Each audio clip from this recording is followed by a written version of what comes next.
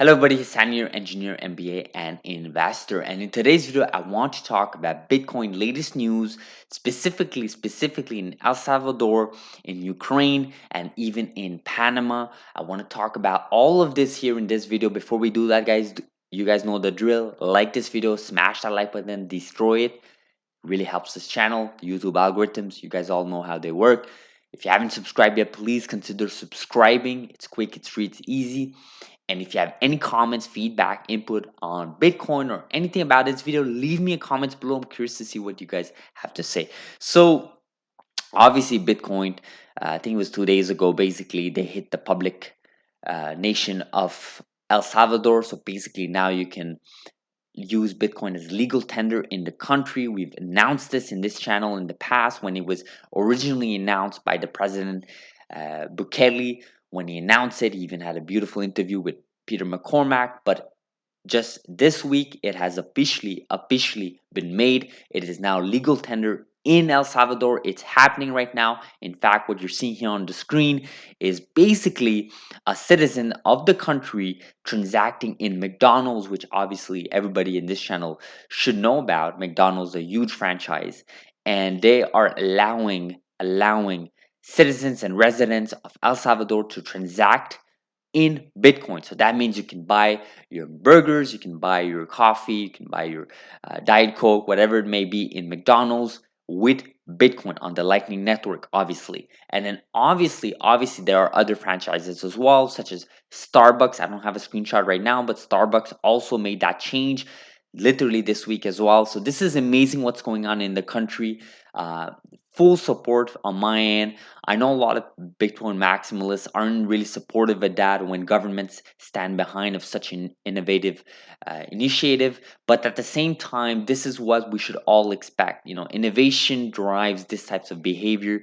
The government has to serve the people, right? And if the people demand a need for a revolution in terms of financial side of things, how finances are handled, then this is what you should be expecting, specifically for a country that's not necessarily developed as the first world nations compared to like US, Australia, Canada, UK, and so on, right? So amazing what we're seeing in this space. Full support on my end. Let's see what happens. Let's see what happens. I think a lot of people talk a lot about education, and I heard a great note on that is that Bitcoin will accelerate education about financials, about investments, about your future earnings, and so on. So to me, this is amazing. Curious to see what you guys think about this. If you have any inside news, let me know. So this was announced actually 15 hours ago. So basically, yesterday, Ukraine has legalized Bitcoin, right? So the Ukraine parliament has passed a law that legalizes and regulates Bitcoin in the country, providing official clarity on the asset, which was not previously clear, right? So the bill was drafted in 2020, so over a year ago, and it passed with a total of 276 lawmakers supporting the law and only six against it. So quite a majority here, quite bullish. The reason why I'm covering this in this channel is not necessarily because it's great news. It is great news, but I think it's more to sort of foreshadowing of what other countries will be doing, right? This is how usually it happens, right? You draft a bill, you draft some sort of law, and then you go through your Congress, respective Congress, especially in a democracy, anyways. And then you take time, you review it, and then eventually, if it makes sense, if it is better for the population, if better for the citizens, it will be passed. And Ukraine was stuck in this weird gray zone where it wasn't necessarily illegal, but it wasn't obviously legal. But now Bitcoin is officially legal. And I know, again, a lot of Bitcoin maximalists will comment on this saying, well, now we're talking more taxes, we're talking more government regulation, more government control. But ultimately, I think as myself, someone who's been in this space for quite a few years, I think this was inevitable. You cannot have something that's, transacting throughout your citizens inside the country and outside the country around the world and not have any stance on it, right? Governments around the world are looking in this, specifically looking into this, not just Bitcoin, but everything around Bitcoin.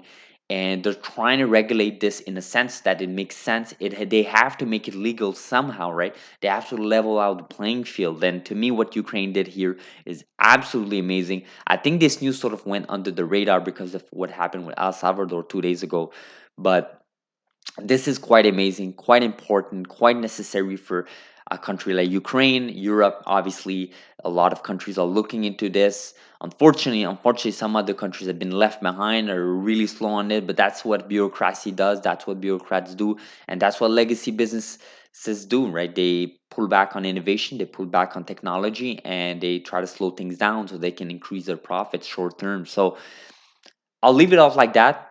Quite interesting for Ukraine. And then what I wanted to cover as well was Panama, right? Panama unveiling a bill to make Bitcoin as legal tender. So again, El Salvador was the first country to make Bitcoin as legal tender. And when we made that video a few months ago, a few weeks ago, I guess it was like in month of May or June, I forgot, but we sort of speculated that the next country to make Bitcoin legal tender would be Panama, right? I actually suspected it would be Tanzania because of the comments from the president there, but it looks like Panama has officially drafted and unveiled a bill. And I actually listened to one of the pioneers behind that bill.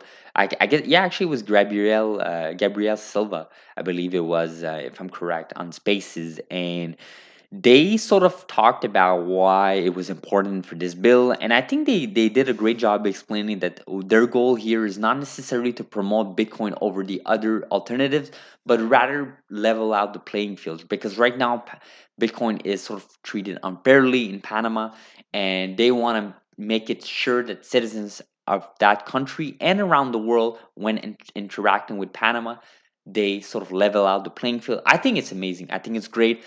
Legal tender, to me, this is what we suspected. This is what we talk about when we talk about hyper Bitcoin nizzleation, or whatever you want to call it, right? This is what you should be expecting: governments making Bitcoin as legal tender and sort of leveling out the playing field. Because ultimately, every Bitcoiners out there, that's what they're looking for, right? They're looking to level out the playing field. Let the people decide. Let the markets decide, right? When you put restrictions on a specific innovation, then it gets really really hard for citizens to sort of promote that technology, because they're not incentivized to do so.